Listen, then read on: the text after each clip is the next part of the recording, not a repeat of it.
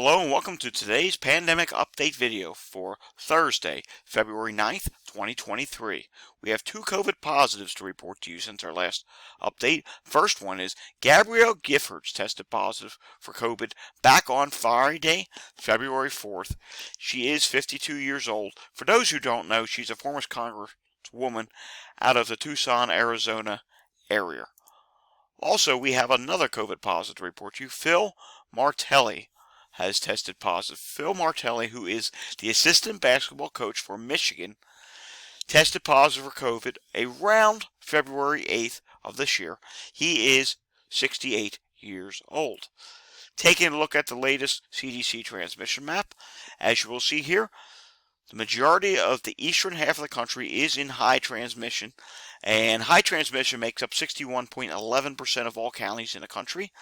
Substantial makes up 19.55% of the counties in the United States. Moderate makes up 14.3%, and low makes up 5.31% of all the counties in the country. Taking a look at the latest top subvariants going around in the U.S. XBB.1.5, 66.4%.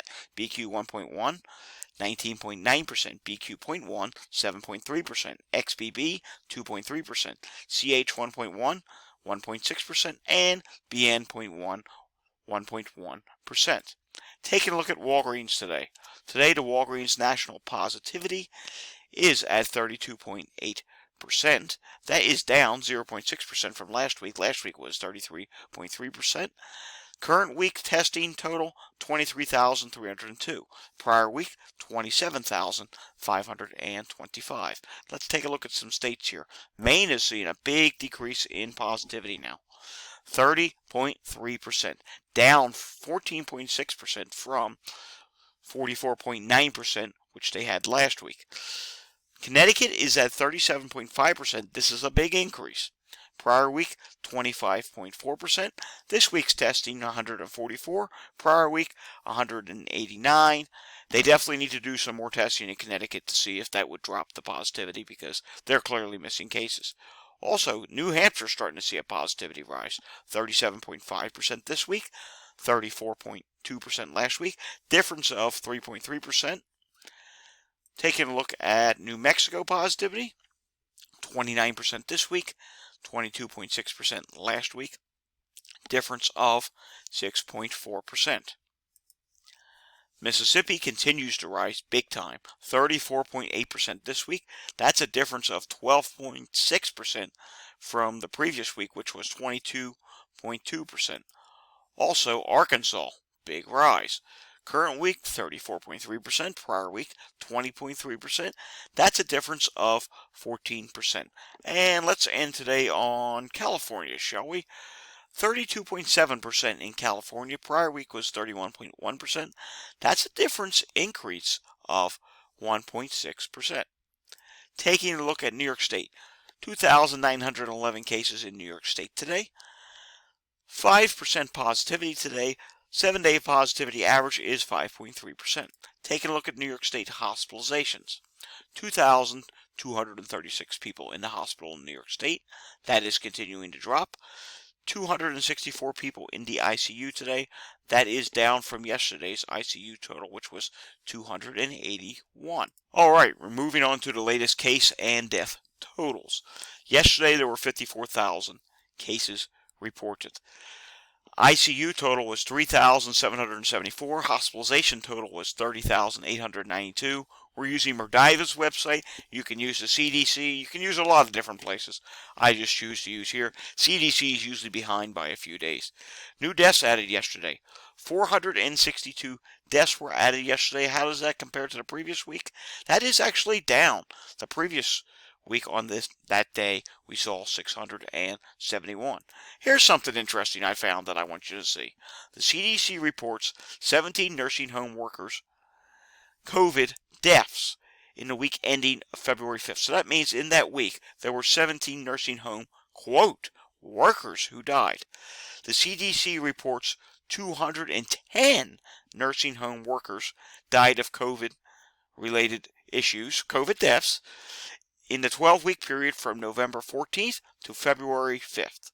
That's a lot of workers dying of COVID that work in nursing homes.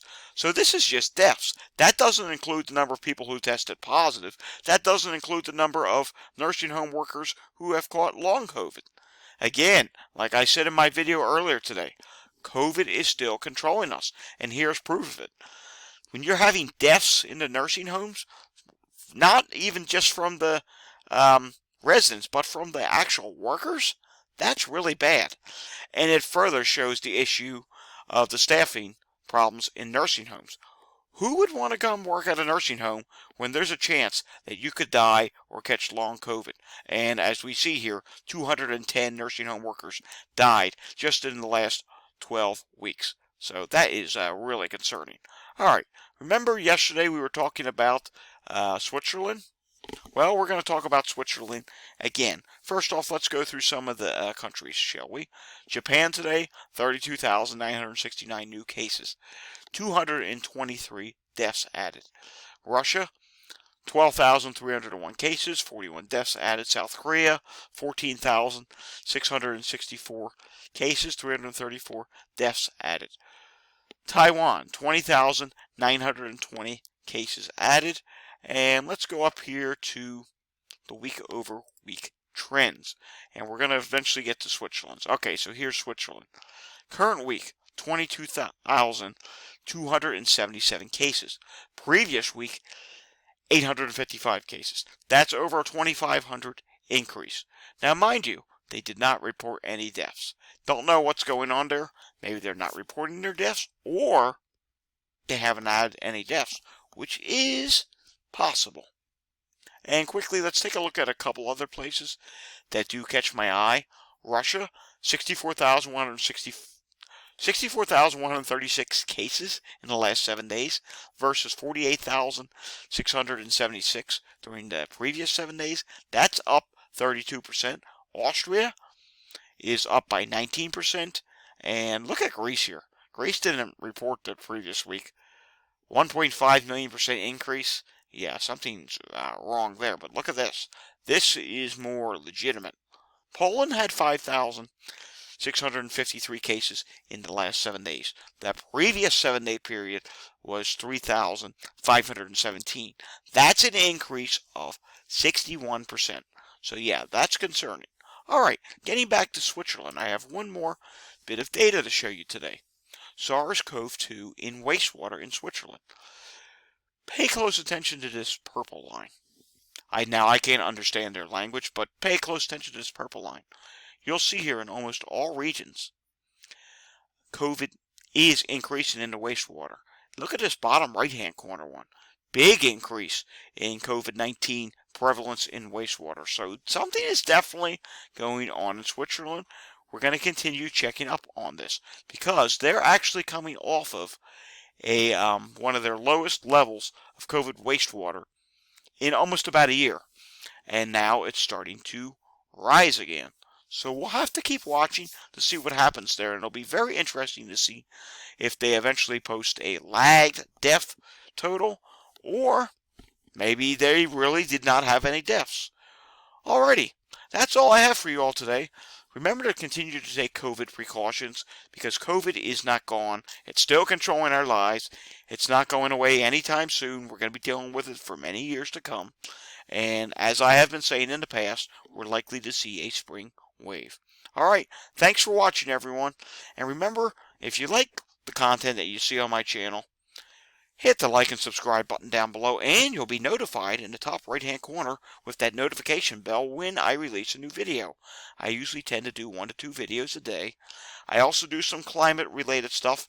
I may get back to doing climate related videos. Was toying with the idea of branching that off into a channel of its own. For the time being, I'll just continue doing those videos on this channel. Alrighty, thanks for watching. See you again next time, and stay safe everyone.